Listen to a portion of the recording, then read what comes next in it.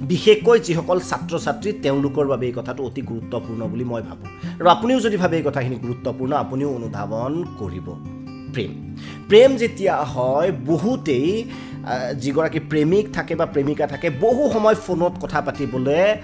বাধ্য কৰায় বা কয় আৰু যদি সিমান সময় কথা নাপাতে খং কৰে কিন্তু মনত ৰাখিব বন্ধুসকল যি আপোনাক প্ৰকৃততে ভাল পায় আপুনি যদি এগৰাকী শিক্ষাৰ্থী তেওঁ আপোনাক বেছি সময় ফোনত কথা পাতিব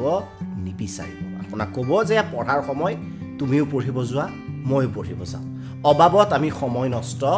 নকৰোঁ গতিকে মই ভাবোঁ সেয়া হৃদয়ৰ পৰা হোৱা এক অনুভূতি আৰু আপুনি যাক ভাল পায় তেওঁৰ ভাল হোৱাটো আপুনি বিচাৰে গতিকে ঘণ্টাৰ পিছত ঘণ্টা ফোনত কথা পাতি থকাটো যে প্ৰেম বিশেষকৈ পঢ়াকালত অন্ততঃ মই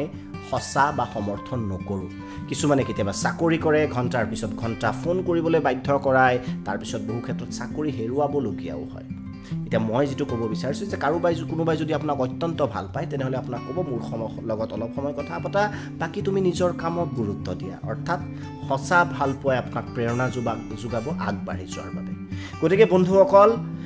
এই বয়সত বিশেষকৈ মই পুনৰবাৰ কৈছোঁ যে ছাত্ৰ ছাত্ৰীসকলৰ বাবে এই বিশেষ কথাটো মন কৰিব লাগে বহুতে এই গিফ্টৰ ডিমাণ্ড কৰে তেনেকুৱা থাকে মই শুনো যে মোক এইটো গিফ্ট লাগিব ইমান কম দামী গিফ্ট দিছা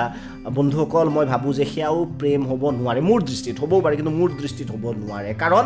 আপুনি যদি কাৰোবাক ভাল পায় তেওঁৰ যদি ঘৰৰ অৱস্থা বিশেষ ভাল নহয় তেওঁ আপোনাক ক'ব যে মোক কোনো গিফ্টৰ প্ৰয়োজন নাই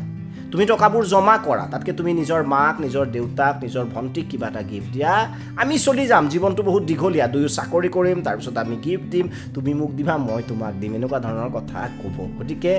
পঢ়াৰ সময়ত আপোনাক অধিক সময় যদি ডিষ্ট্ৰাব কৰে এক প্ৰকাৰৰ পঢ়িব নকয়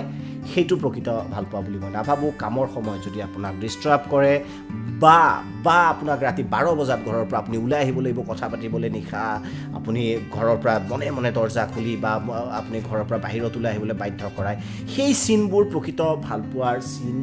নহয় বুলি মই ভাবোঁ গতিকে ভাল পোৱাৰ লক্ষণ এই লক্ষণসমূহ য'ত নাথাকে সেইখিনিয়ে হ'ল আচলতে ভাল পোৱাৰ লক্ষণ এক সুন্দৰ অনুভূতি এই সময়টো বিশেষকৈ শিক্ষাৰ্থীসকলৰ সেই সময় জীৱন গঢ়াৰ সময় ইয়াত চব লাগিব প্ৰেম লাগিব ৰোমান্স লাগিব বিষাদ লাগিব সকলো লাগিব আগবাঢ়ি যাওক নিজেও আগবাঢ়ি যাওক নিজৰ ভাল পোৱাজনকো আগবঢ়াই লৈ যাওক জীৱন জিন্দাবাদ